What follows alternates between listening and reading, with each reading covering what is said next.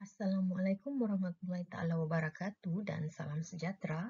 Saya Hanita binti Laja Harun merupakan pelajar sarjana kursus Pendidikan Sejarah Universiti Kebangsaan Malaysia yang akan membentangkan tajuk kajian iaitu Punca Tekanan Emosi Guru Semasa Pandemik COVID-19 dan Aplikasi Teori Kesejahteraan Reef 1989 sebagai cadangan penyelesaian.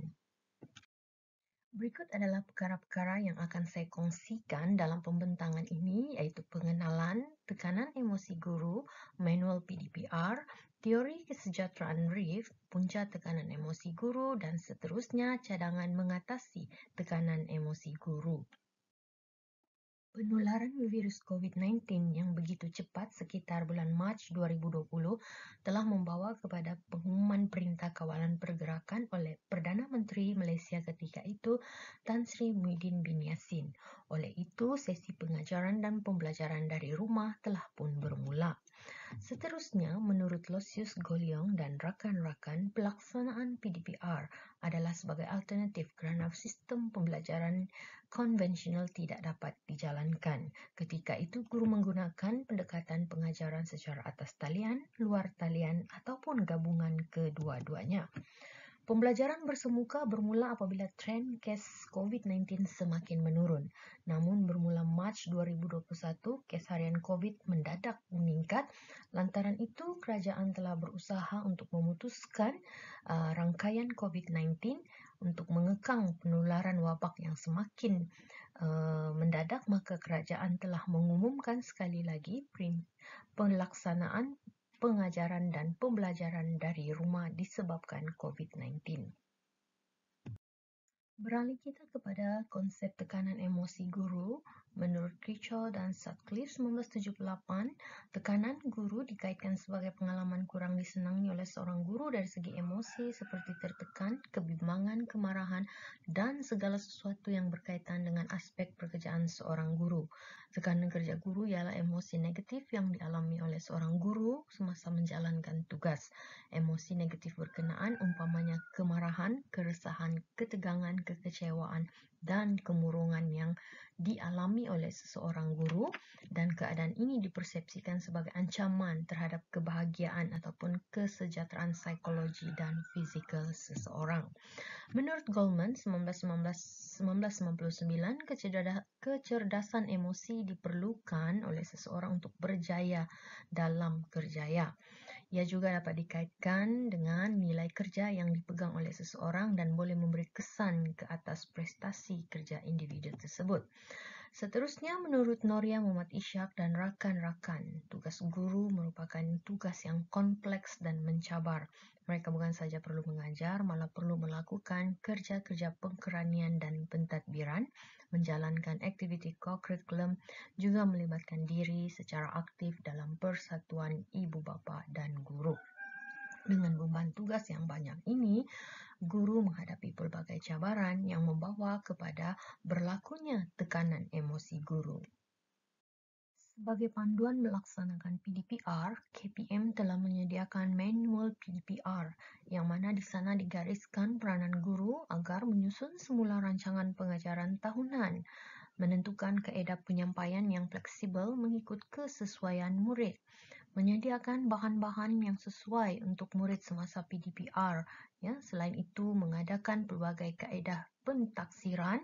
Seterusnya, merekod penglibatan murid dalam PDPR dan juga mengadakan sesi perbincangan dengan ibu, bapa atau penjaga pelajar, dan seterusnya memaklumkan kepada ibu bapa jika kelas tidak dapat dijalankan seperti dijadualkan. Oleh itu, situasi ini menyediakan satu suasana yang baru kepada guru-guru yang perlu bertindak dengan pantas memenuhi keperluan semasa, dan bagi guru-guru yang kurang kemahiran ataupun tidak bersedia dengan perubahan ini akan memberikan satu cabaran yang membawa kepada tekanan emosi guru. Seterusnya, teori kesejahteraan Reef 1989 telah diperkenalkan oleh Carol Reef pada tahun 1989. Teori ini begitu signifikan ketika berdepan dengan situasi mencabar semasa pandemik COVID-19. Terdapat 6 dimensi yang diketengahkan dalam teori ini, iaitu dimensi 1, autonomi, yang merujuk kepada kemampuan individu untuk mengatur kehidupan dan tingkah laku serta berupaya membuat pertimbangan. Dimensi kedua, penguasaan persekitaran, iaitu keupayaan individu untuk mengatur lingkungan persekitarannya agar sesuai dengan keperluan mereka. Seterusnya, dimensi ketiga, pertumbuhan kendiri, yang dikaitkan dengan keupayaan individu mengembangkan potensi diri agar menjadi individu yang memainkan peranan sepatutnya. Seterusnya, dimensi yang keempat, hubungan positif dengan orang lain, iaitu dikaitkan dengan kemampuan individu menjalinkan hubungan baik dengan orang lain di sekelilingnya. Di sini juga ditekankan individu tersebut mementingkan kesejahteraan lain, dapat menunjukkan rasa empati dan kasih sayang. Dimensi yang kelima pula iaitu tujuan hidup, iaitu individu yang mempunyai pemahaman yang jelas mengenai tujuan dan arah hidupnya akan berasa yakin dan merasakan bahawa pengalaman masa lalu dan masa kini yang dilaluinya adalah bermakna. Dan dimensi yang keenam, penerimaan kendiri, iaitu kemampuan seseorang untuk positif dan menerima diri sendiri secara keseluruhannya. Beralih kita kepada punca tekanan emosi guru yang pertama, iaitu perubahan secara mendadak terhadap tugas harian guru. Menurut Rohani Abdul Ghani 2020, tekanan emosi disebabkan oleh mereka tidak mempunyai persediaan mental dan fizikal. Seterusnya, menurut Sazriana dan rakan-rakan, peralihan situasi yang drastik dan keupayaan individu yang terbatas juga menyukarkan penyesuaian diri dan mengakibatkan tekanan. Lucius dan rakan-rakan juga menyatakan perubahan secara mendadak kaedah pembelajaran menyebabkan guru rasa tergemam seketika. Dan seterusnya, pengajaran subjek tasmik menyebabkan guru tertekan akibat daripada kesukaran menjalankan PDPR. Ini dikatakan oleh Ashraf dan juga rakan-rakan 2020. Punca seterusnya ialah tugas guru bertambah dan berbeza dari amalan biasa. Menurut Losius dan rakan-rakan, guru terbeban kerana banyak evidens pembelajaran yang dimuat naik, sukar memeriksa kerja murid secara online, sukar berkomunikasi dengan murid, tidak mahir menyediakan pembelajaran secara online dan guru merasa penat memberikan maklum balas kepada murid menggunakan telefon pintar. Seterusnya, di dada-dada akhbar telah dimuatkan pelbagai usaha guru yang begitu jauh berbeza berbanding dengan pendekatan bersemuka. Antaranya, guru sabar redah sungai Kimna Batangan bagi menghantar modul untuk mendekati murid tercicir di pedalaman. Selain itu, Sazmir Haris Nur Azlan menyatakan sejak beralih daripada bekerja di sekolah menjadi bekerja di rumah, didapati tugas guru tidak mengambil kira waktu.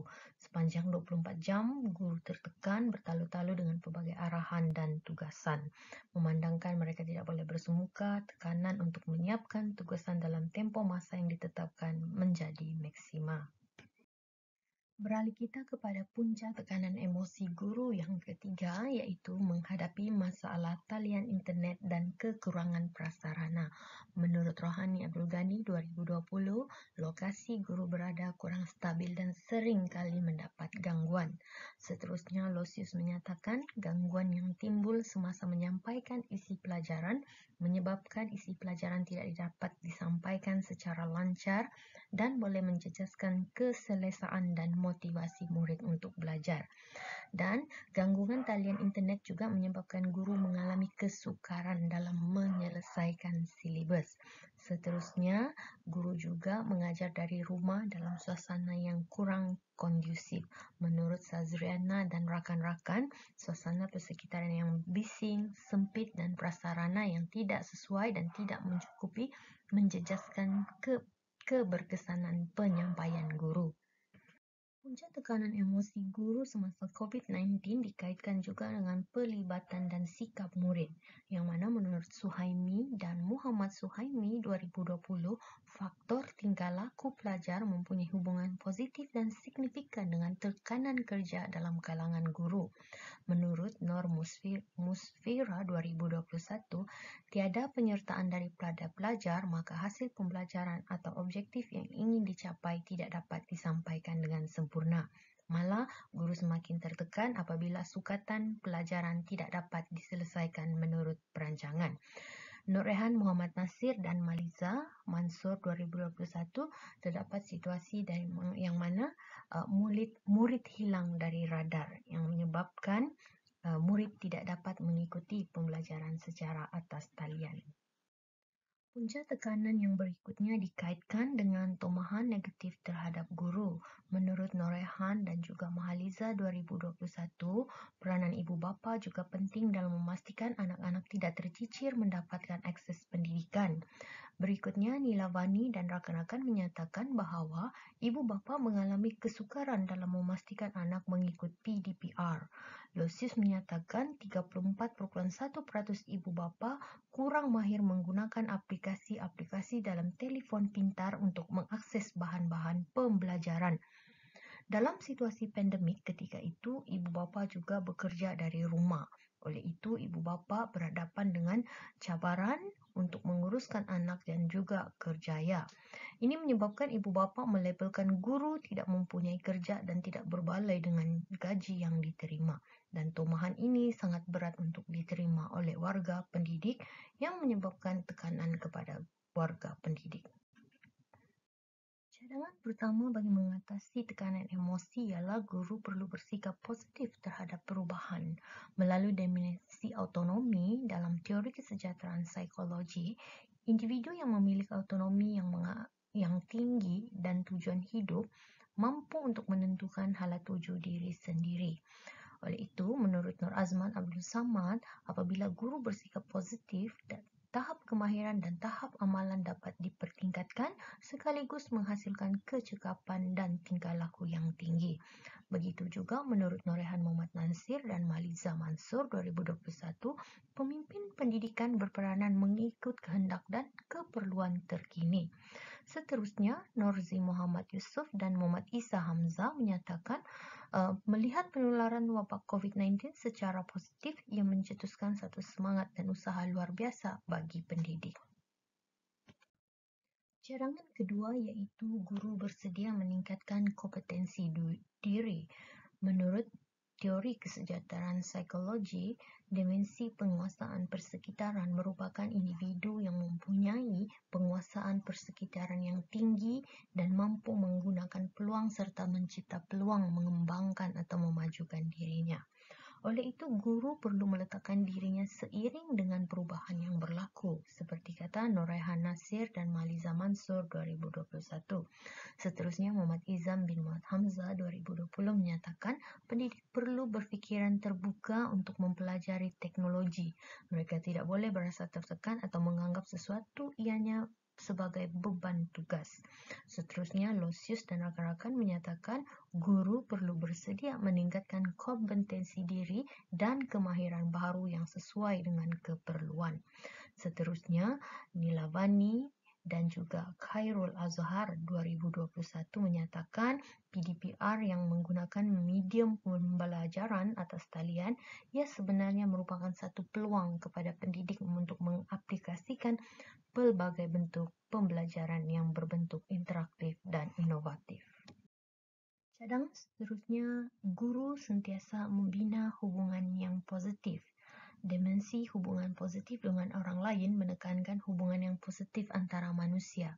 Hubungan positif yang dimaksudkan adalah kemampuan individu menjalinkan hubungan baik dengan orang lain di sekelilingnya, mementingkan kesejahteraan orang lain, dapat menunjukkan rasa empati, kasih sayang dan memahami prinsip-prinsip memberi dan menerima dalam hubungan interpersonal. Seterusnya, Norehan Muhammad Nasir dan Mahaliza Mansur menyatakan kehidupan bermasyarakat memerlukan manusia sentiasa membina hubungan positif bagi menjamin kesejahteraan hidup. Berikutnya, pemimpin perlu lebih fleksibel dan berkomunikasi dengan berkesan dalam menyampaikan segala informasi-informasi terkini tentang pendidikan bagi meningkatkan motivasi guru, khususnya semasa PDPR. Ini menurut Rahayu Ahmad Bahtiar dan rakan-rakan. Seterusnya, keterlibatan ibu bapa dalam memastikan pembelajaran anak secara tidak langsung dapat mengeratkan hubungan guru dan ibu bapa. Dan perkembangan ini disokong oleh kajian Sumitra dan Roshan yang menjelaskan secara tidak langsung telah menjalinkan hubungan kuat antara guru dan ibu bapa. Oleh itu, guru perlu empati dan memahami situasi murid kerana sebenarnya murid juga berdepan dengan pelbagai kekangan dan mereka juga perlu mengubah suai cara pembelajaran mereka. Sebagai rumusan, pandemik COVID-19 telah memberikan kesan yang besar terhadap kehidupan manusia di seluruh dunia. Kehidupan manusia berubah dengan mengikuti norma baharu bagi memastikan kelangsungan hidup dapat diteruskan dan bidang pendidikan turut mengalami kesan yang begitu ketara. Sejajar dengan perkembangan tersebut, profesion keguruan perlu berubah selaras dengan keadaan semasa bagi memastikan pembelajaran dapat diteruskan. Berbagai kesukaran dihadapi ekoran perubahan yang mendadak dan memberikan kesan terhadap emosi guru. Oleh itu, kesejahteraan psikologi adalah signifikan dengan situasi yang dialami oleh guru semasa pandemik. Dengan menghayati dan mengaplikasikan teori kesejahteraan psikologi RIF, guru dapat beradaptasi dengan situasi dan dapat melalui kehidupan yang lebih reda, syukur, tabah dan positif. Oleh itu, guru sentiasa dituntut bersikap terbuka dengan segala perubahan dan mengenali kualiti dan kekuatan diri, memperbaiki tahap pengetahuan dan kemahiran yang bersesuaian dan keperluan semasa. Hubungan positif yang dibina dengan bersikap empati dan saling menyokong antara guru dan masyarakat persekitaran seperti pemimpin pendidikan, rakan sejawat, murid dan ibu bapa akan mempermudahkan tugasan seharian guru dan menghindari guru dari emosi. Sekian dan terima kasih.